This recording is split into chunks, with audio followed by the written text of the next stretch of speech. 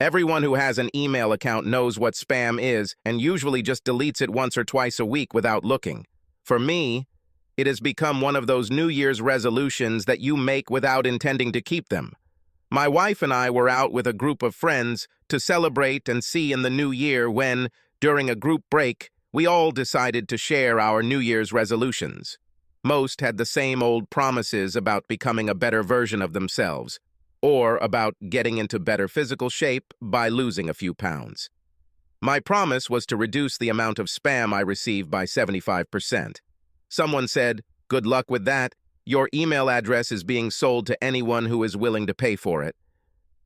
This became the joke of the evening because everyone thought it was the dumbest New Year's resolution they had ever heard. By the end of the evening, they were making bets with each other how long I would last. Their constant ridicule of me angered me. Although I decided it was better not to show it, I decided that I would definitely prove them wrong. And here I am, sitting in front of the computer on New Year's Day, beginning the endless journey of unsubscribing from all these unwanted emails. This was difficult because I had 3 email addresses, all going into my Outlook account. I had to move every email from my spam folder to my inbox and then delete it after unsubscribing 3 times. I thought it would be an easy task, but the reality was different. Some of them couldn't be unsubscribed, others would redirect you to another site if you tried, and the ones that you could unsubscribe from, in my case, had to be done on a per-email address basis because some didn't show who they were sent to.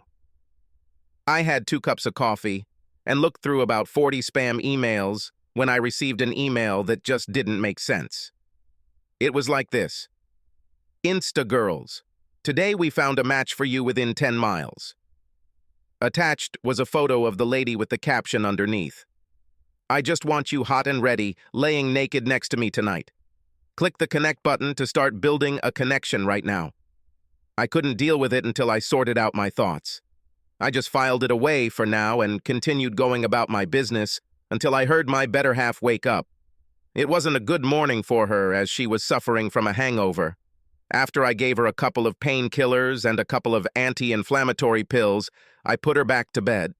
I made myself a fried egg sandwich and ate it before checking to make sure she was asleep. I'm back to work cleaning out my spam folder. Over the next 3 hours, I went through 120 such letters. I now had 3 such letters from Instagirls in the archive.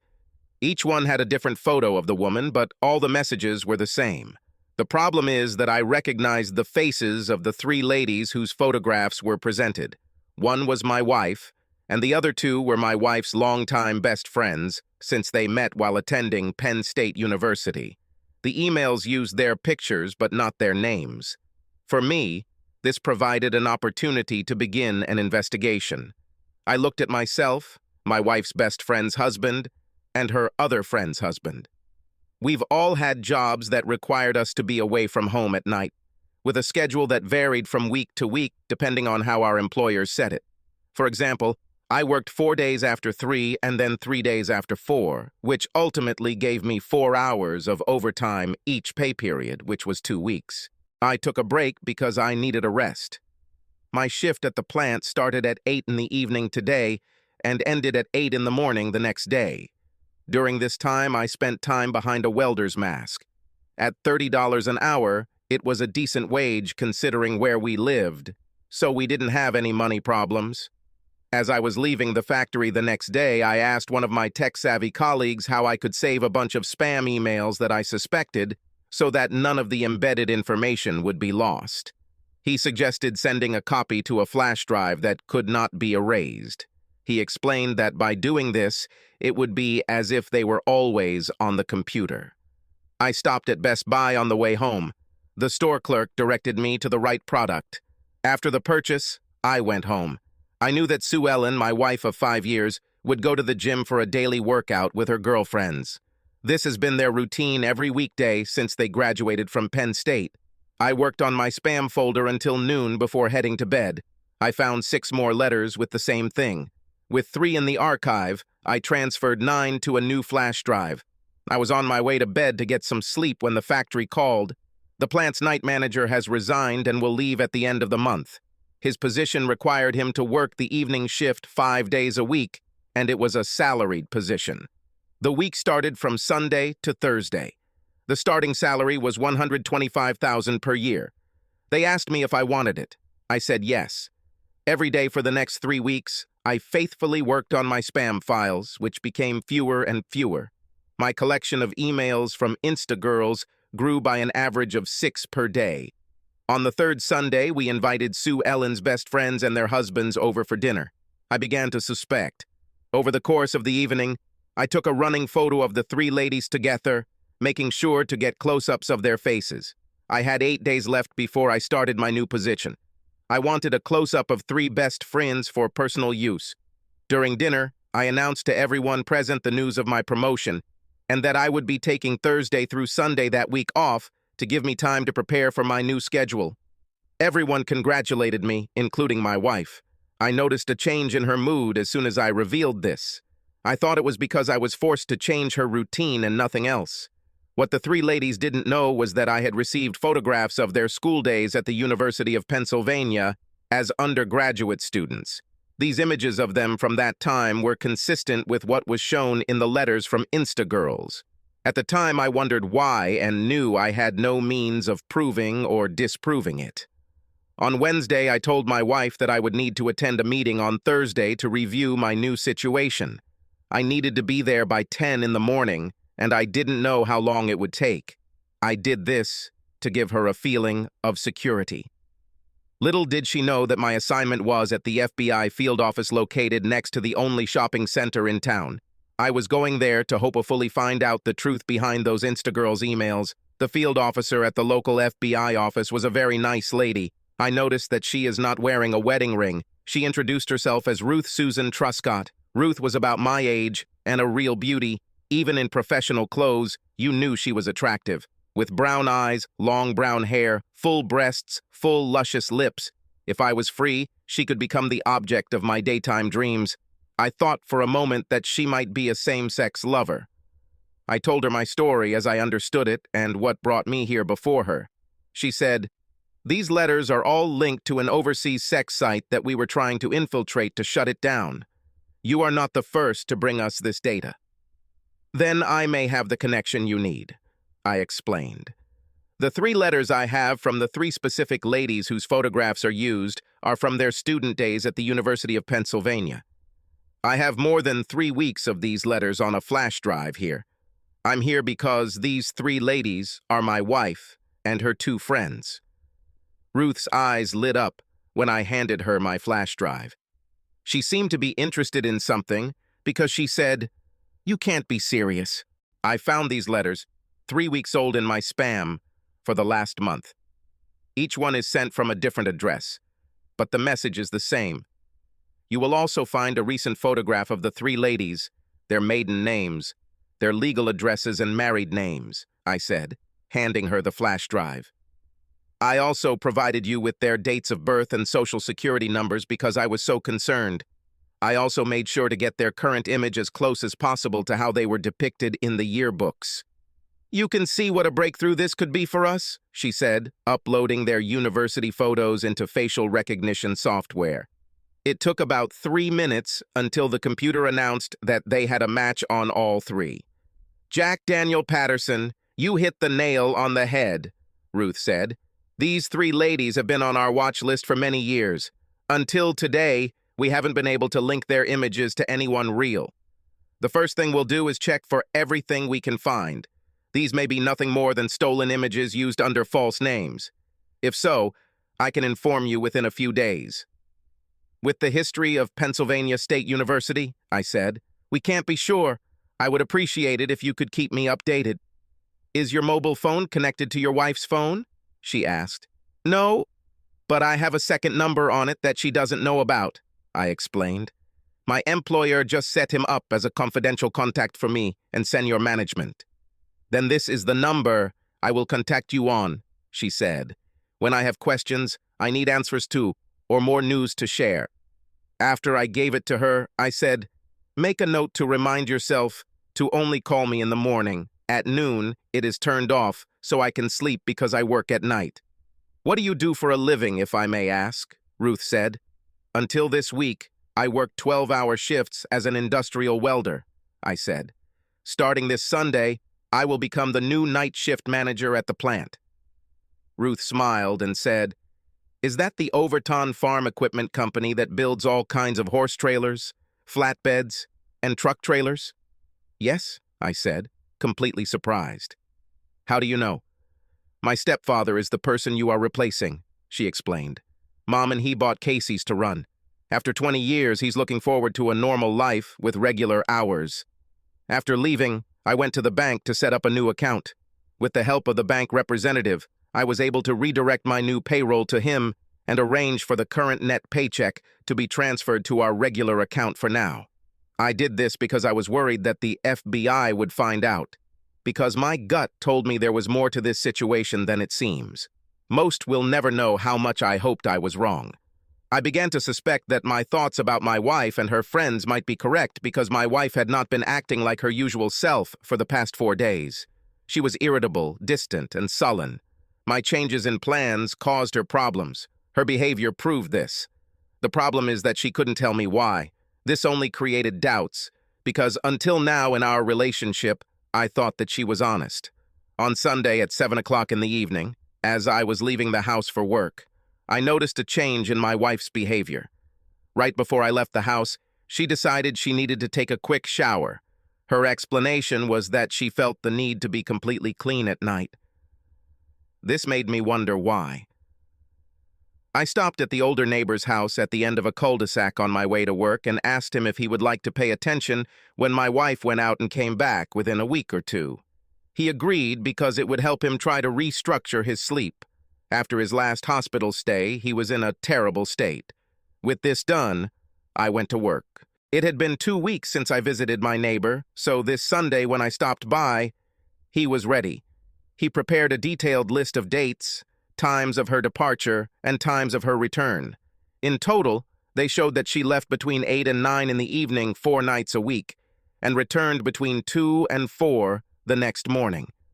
More importantly, it established a pattern of behavior that I felt was worth exploring. His house was perfect for what he did for me. He was standing on the corner of our small neighborhood at a 3-way traffic light. There was only one entry and one exit. Since the company I worked for had set up an internal email address for me on their computer system, I composed an email detailing what I learned and how I learned it and sent it to Ruth's email address that was on the card, which was given to me. I then sent Ruth Susan Truscott a text message, telling her to look for an email from me and indicating the address I had sent it from. I was sitting at home early Monday morning, working on removing more spam, when my work number called. My wife, Sue Ellen, was at the gym with her friends. "Good morning, Jack," said Ruth. "Thanks for the information.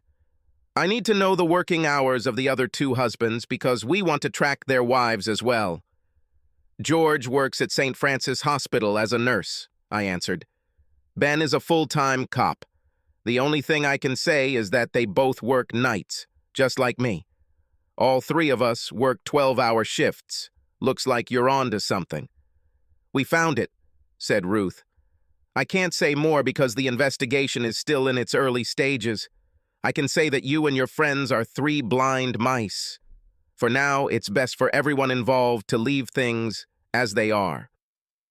Her words made me think about my relationship with my wife over the years. Sue Ellen, or Susie, as she preferred to be called, is still a very stylish lady.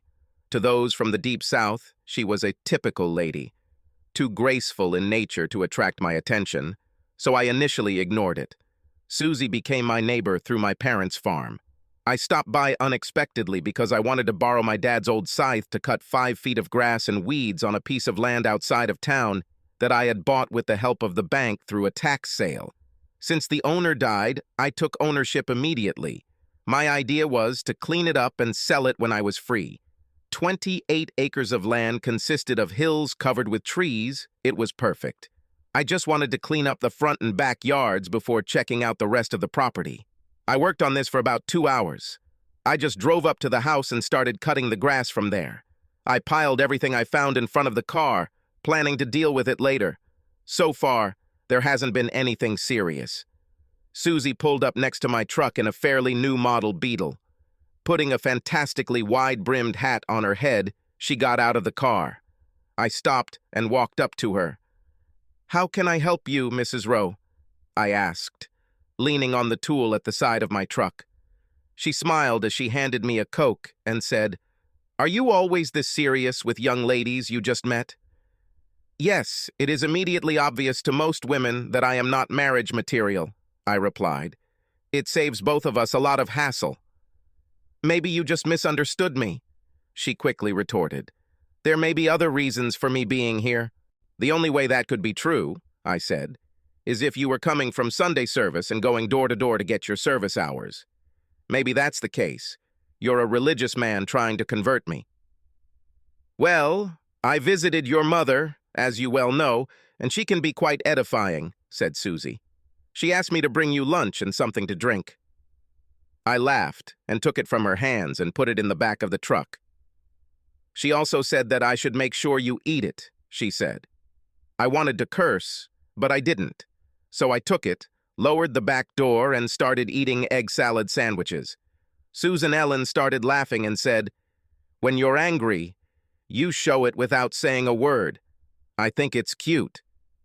"She must learn that I declared my independence many years ago," I said, "and she should stop playing her matchmaker games. She always chooses women with character, whose high demands are visible in their image," I said. "They're not worth the salt during difficult times." That's how it all started. When she left, I thought she would never come back, but I was wrong.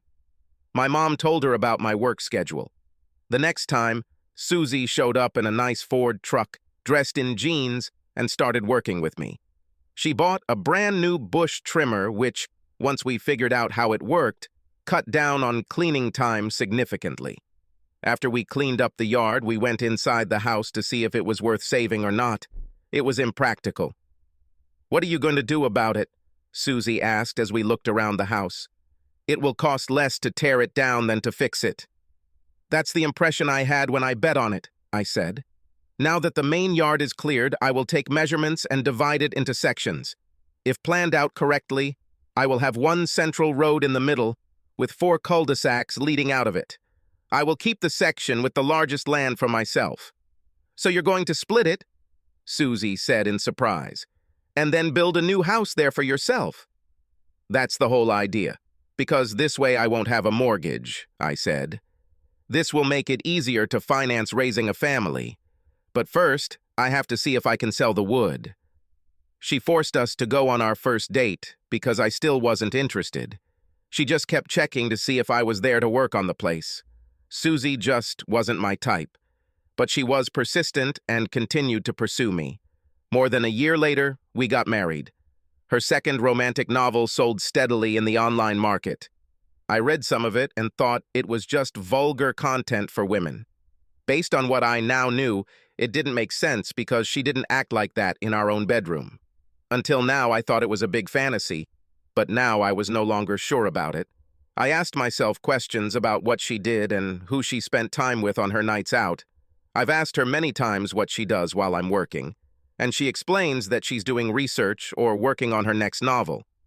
Because she incorporated the corporation, her writing activities were owned by the corporation, so the tax rate was much lower due to where she was incorporated.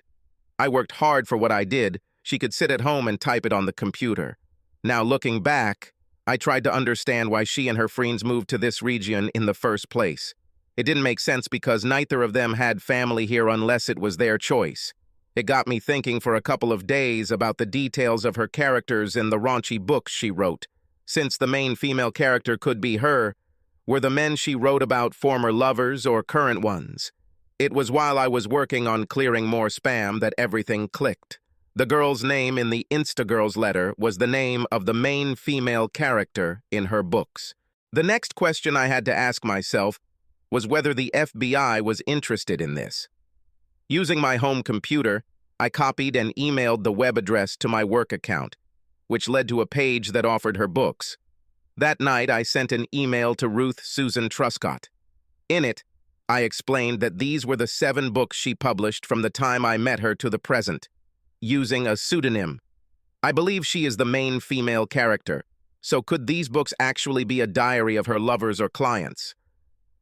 I pointed out that the male characters in her books are described in such detail that they seem real. Since the men in her book were all respected in their community and considered elite, could she have used real people as fictional characters? If she reads the books, she will see that each book is like a chapter in an ongoing story. All the books describe the ongoing sexual relationships of a married woman with 5 men in her life. Each of the men provided her with different types of sexual satisfaction, having ongoing relationships with her without knowing about the others. I sent her a text message to let her know about the letter. I was not surprised that there was no response from Ruth. As she said, "The husbands of Susie's friends and I are 3 blind mice." Since I didn't hear back from her, I assumed that my suspicions might be correct. I had no choice but to play the waiting game. 6 months passed, and on Thursday morning as I left the factory, I saw Ruth Truscott waiting for me. This was the first time I saw her in jeans. Ruth was definitely my type. Healthy with a little meat on the bones, designed for comfort more than speed. It would be nice to have dinner with her. Getting lost in her arms would be like resting on the clouds. "Someone gave me a ride, Jack," Ruth said. "We need to have a long, confidential conversation somewhere where no one can hear us." "Let's go through McDonald's," I suggested. "Then we can take our morning menu and eat at one of the picnic tables in the Jackson City Park. No one will disturb us there, even if someone is nearby." "This is perfect," Ruth said. I opened the passenger door of the truck for her, let her sit, then walked around and sat on the other side. She opened up to herself, and I found out that she was not dating. "Is it because the type of people you encounter have put you off a little bit from serious relationships?" I asked. Ruth thought about this for a while, and it was only when we received our order that she responded. "Your question may have hit the mark," Ruth said. "In my work, you see the reality of our world. To start a relationship, I think we all go into it wearing some sort of rose-colored glasses." "There's a lot of logic in that comment," I said. "When I saw the picture of my wife in those letters, I began to look at our relationship and learned a lot of things that weren't adding up. I guess you could say I learned to take off my glasses. I believe you're going to tell me that my suspicions are correct." "And what does your intuition tell you?" asked Ruth. "That my wife and her friends were recruited while attending Penn State," I said. "Then sent here to organize this area. They are high-quality, easily accessible girls, trained to serve powerful people or those who can influence a situation." "Pretty sure. Each lady is only allowed to have 4 clients," said Ruth. "The clients are of the upper class. Your wife, for example, comes from a fairly powerful group. One of them is a federal district court judge with an annual income of almost $200,000.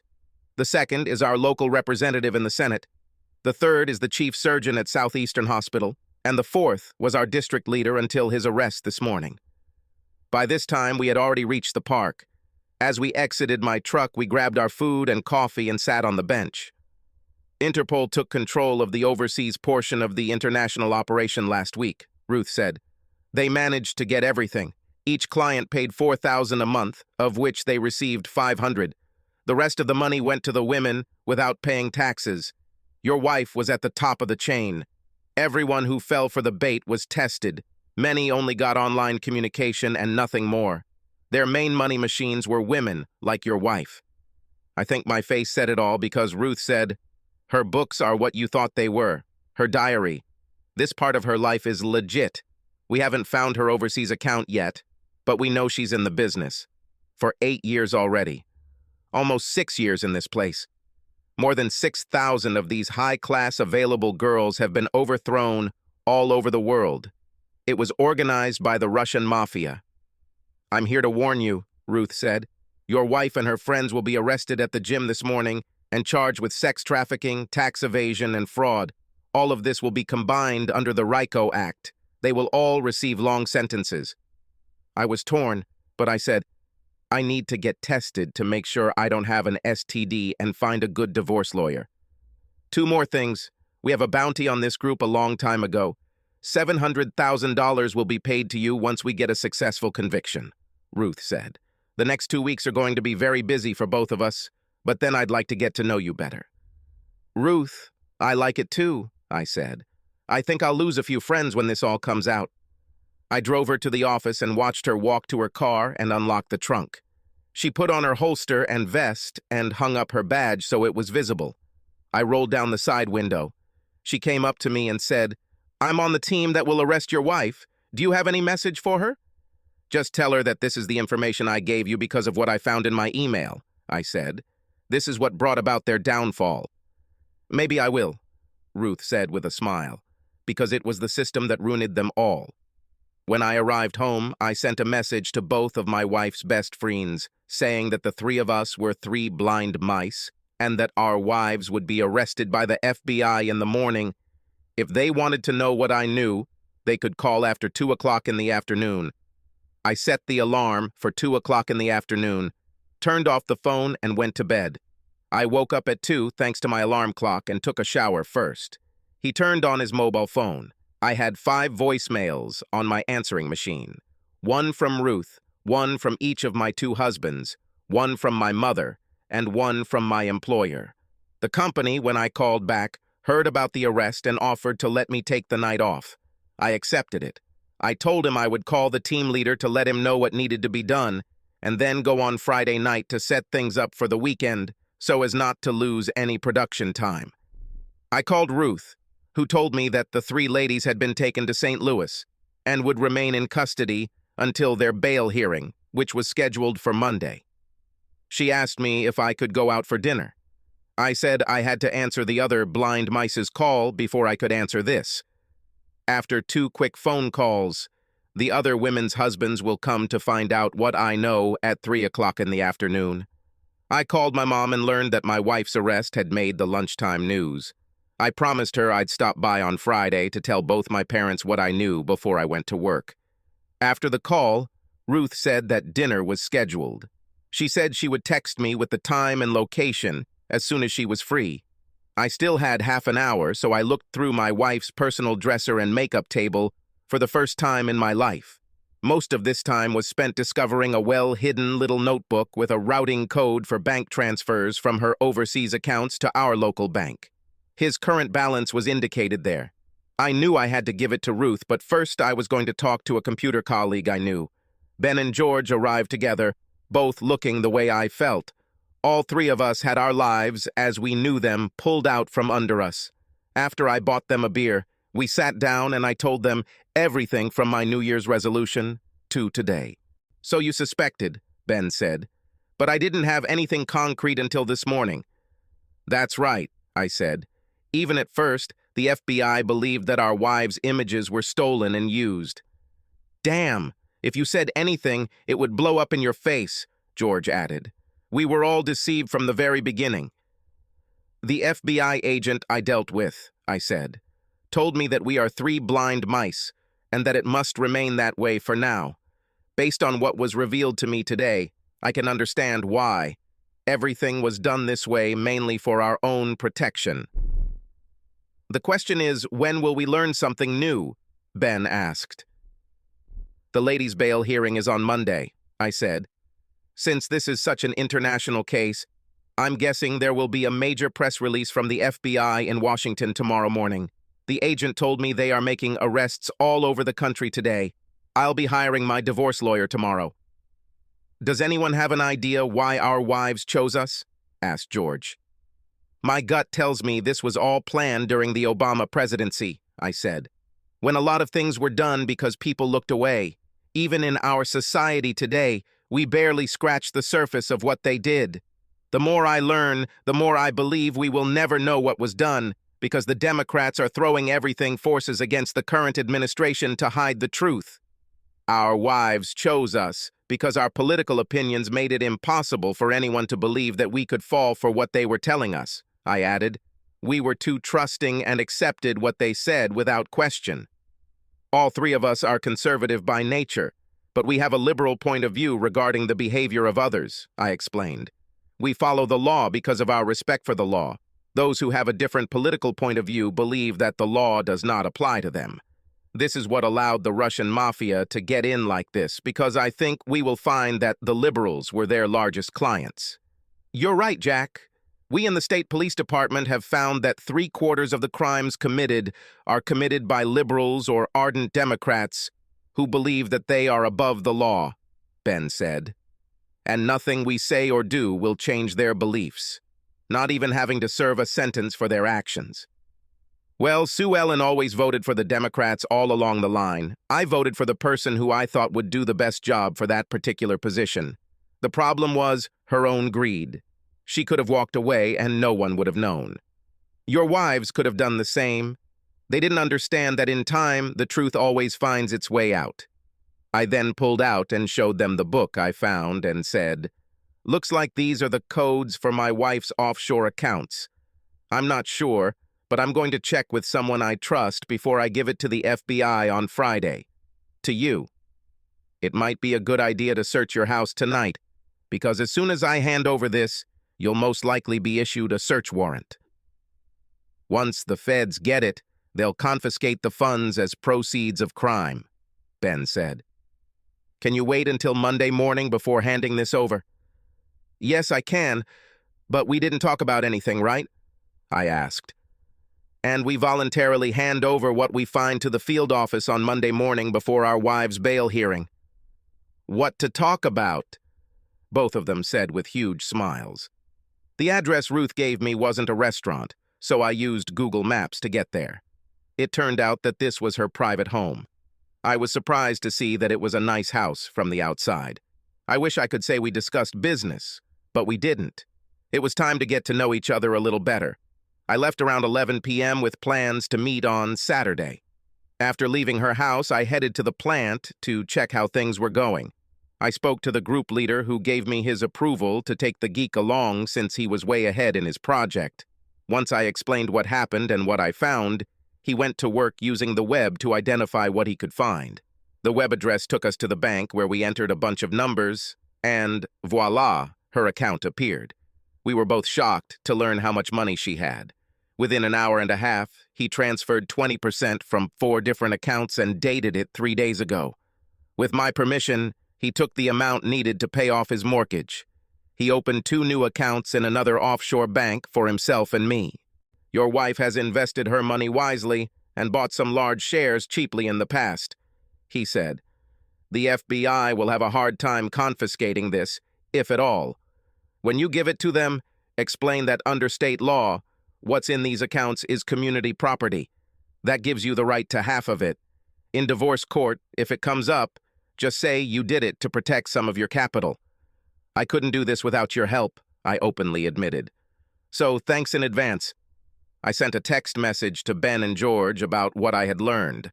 I worked 3 or 4 hours, scheduling production for the weekend to make sure no one would be idle before heading home. For some reason, I couldn't sleep for a long time. I think I had too many thoughts. I got up around 7 in the morning and started changing channels on the TV, looking for any national news that was available to study. None of the major news channels had any information, but MSNBC announced that there would be a press release from FBI headquarters that morning at 11 o'clock. I decided the best thing to do would be to watch it at my parents' place. It was sad to watch the FBI press release, as they discussed how they had busted an international cartel involved in blackmail, sex trafficking, and a variety of other crimes.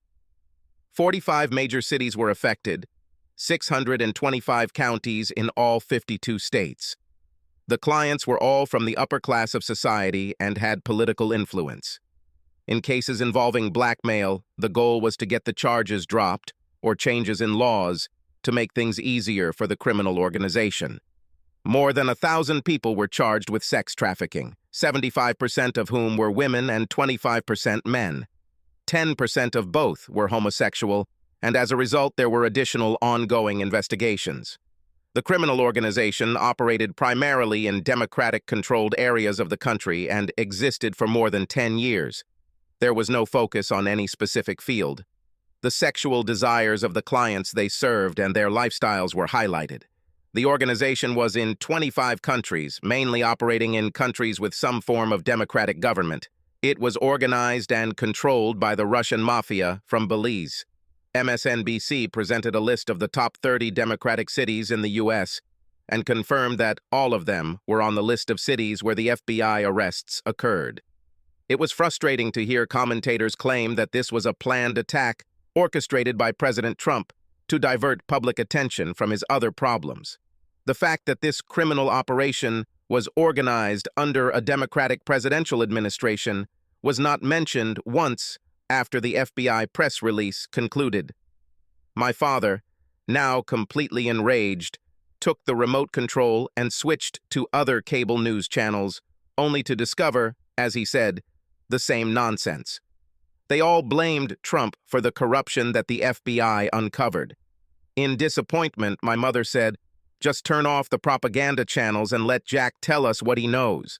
At least what he tells us will be the truth as he knows it."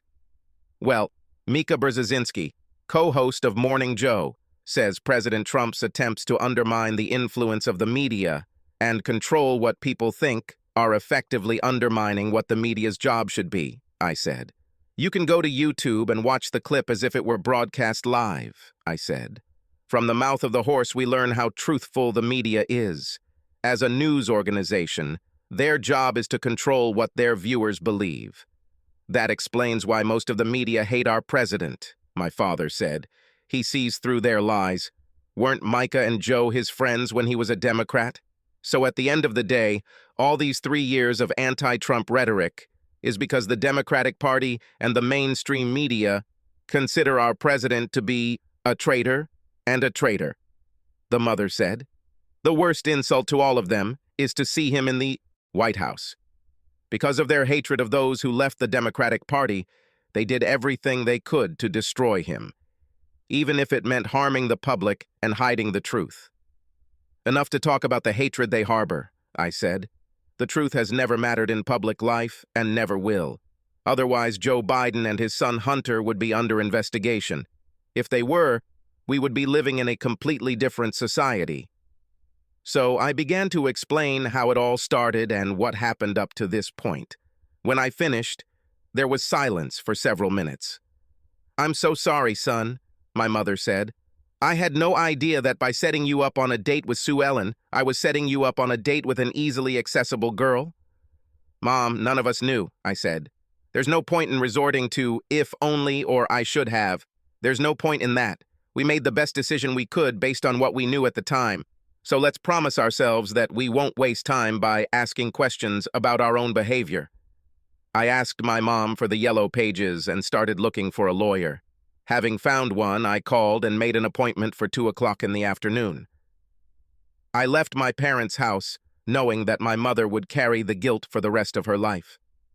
After leaving the divorce lawyer's office, I walked into a clinic in Jackson and got an appointment within 30 minutes. The doctor took blood for analysis. His only comment was, "If I were you, I would do the same thing." I returned to work and was in my office doing follow-up on what I had done the night before. I walked throughout the plant, checking on each person's progress on their assigned project. I answered all their questions and asked a few of my own. The group leader knocked on the door and I told him to come in. "The staff asked me to ask you if there was anything they could do," he said. "Unofficially, they value you very much because you take a genuine interest in their work. Every time they offer something to make their job easier, you find a way to do it. Having worked in manufacturing for many years, I know how frustrating it is when you don't have the right tools or materials to do the job consistently," I said. "We have a great team, and paying attention to their needs has greatly increased our productivity. The day shift manager has been tasked with adopting a few of my management techniques. Just thank our team for me for their concern, and tell them that if I need their help, I will contact them first. Sometimes the smallest gestures mean the most. I was grateful for the opportunity to be alone because what I had been keeping inside of me came out. I just sat there, letting it all out before returning to my tasks. It was already past midnight when I returned home. Ruth Truscott was waiting for me when I arrived. We headed to the Hickory House for breakfast. She noticed that my wedding ring was gone. Neither of us had seen the Arch in St. Louis before, so we decided to head there for the day. After that, we went to the St. Louis Zoo. It was about 3 o'clock in the afternoon when Ruth asked me if I wanted to talk to Sue Ellen. I thought about it for a while and then said that maybe I should because she needed to know that she no longer had a home to return to. I had to wait until Sue Ellen was escorted to the visitor's room. I was pleased to see her wearing orange. It was obvious that she no longer looked like the petite, sophisticated Southern girl she had imagined herself to be. The facade she had created for herself was destroyed forever. I wondered if our whole life was an illusion that she created to help hide who she was and what she did. She sat down and picked up the phone as I looked at her through the glass with a tinge of sadness. Now it was clear to me that our entire life together had been a lie. "It's me," I said. "Who provided the FBI with information that helped expose the organization you were working with?" "It started in January when I started clearing out my junk mail files." "How?" she asked. "Instagirl emails sent daily," I said. 3 of them contained photos of Beth, Katie, and you from your days at Penn State. I was getting an average of 6 a day. I tried to unfollow them but couldn't because Outlook flagged them as unsafe. That Sunday when we invited them to dinner, I took your photos to take them to the FBI. Before this, I thought these must be stolen images. Within a week, I realized that my assumption was wrong. "I'm sorry," Sue said to Ellen. "My mistake was falling in love with you. The original plan was to divorce the 3 of you in 2 years." "I don't believe you when you say you're in love with me," I said. "I think your only regret is that you got caught. By the way, Ben, George, and I got search warrants. The FBI found books that had all the information about your offshore accounts. I think they'll confiscate the funds from them." It was interesting to see Sue Ellen's face turn pale. Knowing that her real earnings could have been wasted must have hurt her. "You will be served with divorce papers in the next few days," I said. "Your clients are all arrested and their careers are over. I have one question for you. Why did you and your friends choose the 3 of us as scapegoats?" For the first time in her life, Sue Ellen didn't know what to say, so I repeated the question a second time. After about 5 minutes, she said, "When we were recruited into the industry, we were trained for weeks on human behavior. One of the things our instructors focused on was political opinions. We were told that we only wanted clients with liberal views because they would justify what they do with a temperament that will benefit us. Their personalities have shown that if it is against the law, then the law is to blame, not what they do. Liberals are also known for accepting lies as truth because they, in general, do not question anything. So their view was, what is good for me is acceptable," I said, "whether it is according to society or not."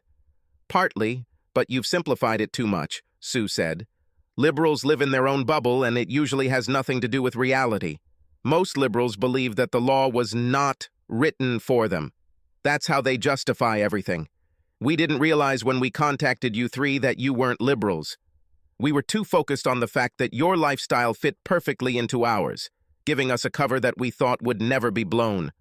With that, I replied, we were 3 blind mice running after wives whose behavior cut off our tails with a kitchen knife. Goodbye, Sue Ellen. Any further communication will be through the lawyers.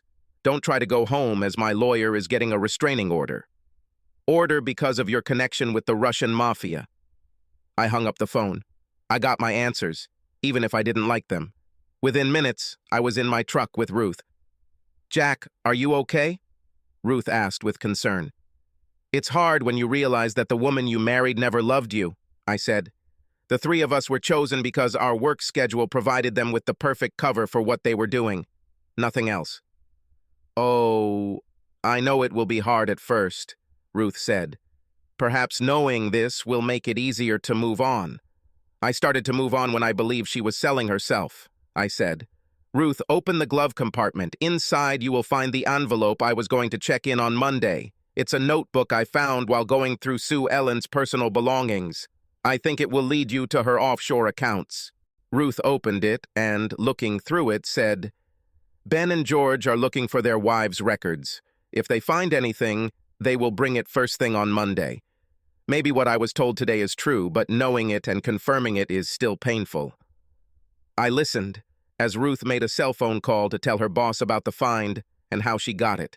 When she finished the conversation, she started laughing. Remember, I said, these accounts will be mentioned in divorce court because Missouri is a property-dividing state. Jack, my boss suggested recruiting you to our team, Ruth said. Thanks to you, they will have to work hard to get permission to search the homes of those arrested. We were driving back down the interstate, talking about everything, when her cell phone rang again. I heard one side of the conversation. It was her mother who wanted to know if she was coming for dinner. Ruth explained that she was with Jack Daniel Patterson, returning from St. Louis. Then came the usual questions about who I was, what our relationship was, what we were doing in St. Louis, and whether I would come to dinner with her. Ruth said, "Listen, Mom, we're just friends for now." After a few minutes, she looked at me, rolled her eyes, and asked, "Do you want to go to dinner?" I nodded my head. "Yes," she said, "thank you," and hung up. "What caused all this?" I asked Ruth when she put down the phone.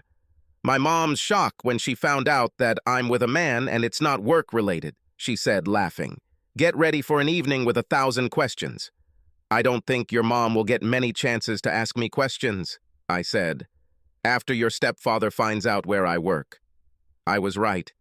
As soon as Ruth's stepfather found out where I worked, I was lost to Ruth and her mother as he became engrossed in conversation about what was happening at the plant. It was interesting to learn that the CEO was retiring and it was not clear who would be offered the position. Because of the pressure put on the day shift manager by senior management, he thought I was on top of things. The way I managed the night shift really impressed the senior management. There were no complaints from employees subordinate to me. Ruth's stepfather asked me how I met Ruth, so I explained the whole situation. His opinion of my situation was quite insightful. He, too, met his current wife when his world was falling apart. It's been a good 20 years for them. It was almost 11 o'clock at night when I took Ruth home. I found that I really enjoyed her company, and we agreed to meet the following Friday. On Sunday, 3 blind mice got together.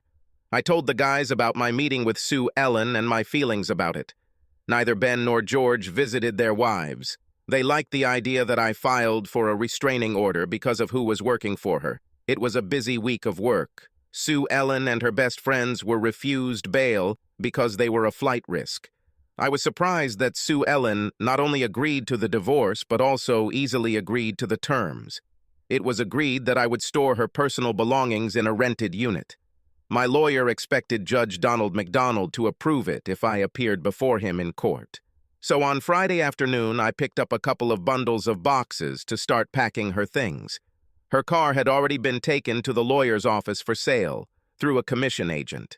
I bought a small lockable box to hold Sue Ellen's fine jewelry, which I put in there and delivered directly to her lawyer's office, where they gave me a letter saying I had done so.